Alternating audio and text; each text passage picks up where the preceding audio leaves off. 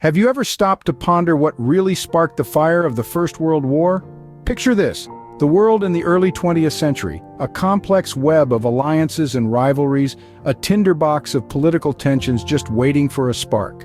This spark came in June 1914 in the form of a bullet. In the heart of Sarajevo, a young Bosnian Serb nationalist named Gavrilo Princip fired his gun at Archduke Franz Ferdinand of Austria and his wife Sophie. The Archduke's assassination is often cited as the immediate cause of World War I, an event that set in motion a series of diplomatic crises among the major powers of Europe. These powers had been simmering with mutual distrust and hostility, and this assassination was the match that ignited the powder keg. This singular event, seemingly insignificant in the grand scheme of world politics, set off a chain reaction that would change the course of history.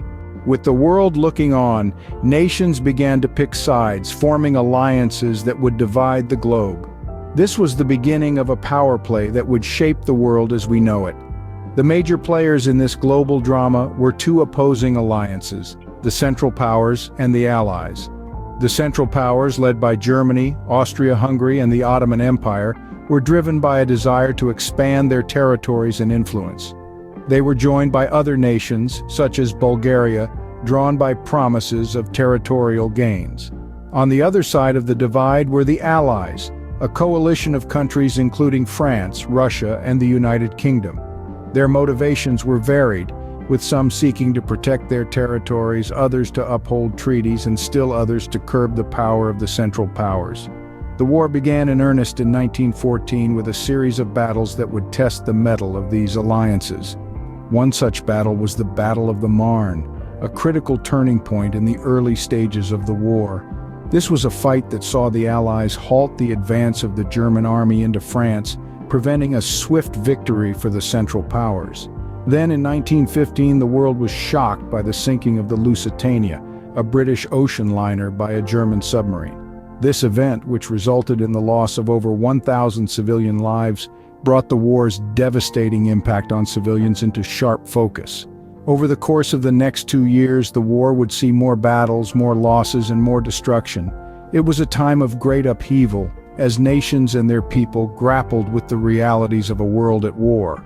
As the war raged on, it was clear this was a conflict the likes of which the world had never seen before.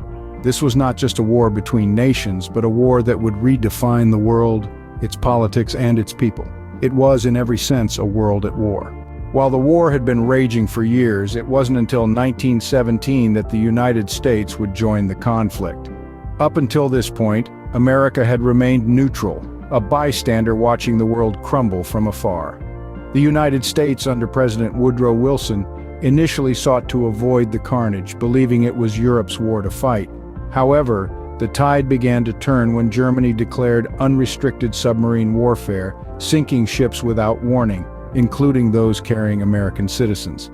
This was a direct violation of international law and a threat to the United States' sovereignty. The final straw came with the Zimmermann telegram. This secret message from Germany to Mexico proposed an alliance against the United States, promising to help Mexico reclaim lost territory. The revelation of this telegram outraged the American public, pushing them towards war. With the entry of the United States, the scales of the war began to tip. This marked a significant turning point in World War I, changing the dynamics of the conflict forever. As the year 1918 dawned, the end of the war was finally in sight. The pivotal year brought about a series of events that would ultimately lead to the end of this devastating conflict. The war-weary soldiers and civilians could finally see a glimmer of hope as the tide of the war started to turn. The Central Powers were weakening, and the Allied forces were gaining momentum.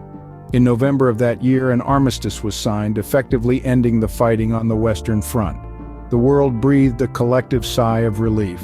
However, this was not the end. The formal conclusion of the war came with the signing of the Treaty of Versailles in June of the following year. This historic agreement, although intended to secure lasting peace, was met with mixed reactions. Some believed it to be fair and just, while others saw it as a punitive measure that would only breed further resentment and conflict. The aftermath of the war was as dramatic as the war itself. The death toll was staggering, surpassing 20 million. The destruction was immense, with entire cities reduced to rubble and landscapes forever scarred by the brutalities of warfare. The political map of Europe was redrawn. Empires crumbled, new countries were born, and the world as we knew it was changed forever. The Russian, German, Austro-Hungarian, and Ottoman empires collapsed, making way for new states and shifting the balance of power in Europe. The war also brought about significant social changes. Women, having stepped into roles traditionally held by men, started demanding equal rights.